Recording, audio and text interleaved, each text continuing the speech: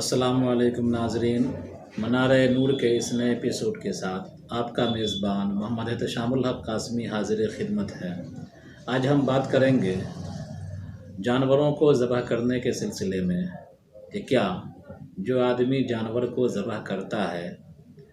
اس آدمی کے لیے اور اس کے جو معاونین ہوتے ہیں، یعنی ذبح کے عمل میں جو شریک رہتے ہیں، ان تمام کے لیے بسم اللہ پڑھنا واجب اور ضروری ہے؟ تو اس کا جواب ہاں میں ہے، یعنی جو آدمی ذبح کرتا ہے اور ذبح کرنے کے عمل میں جو بھی شریک رہتا ہے۔ بسا اوقات ایسا ہوتا ہے کہ ایک آدمی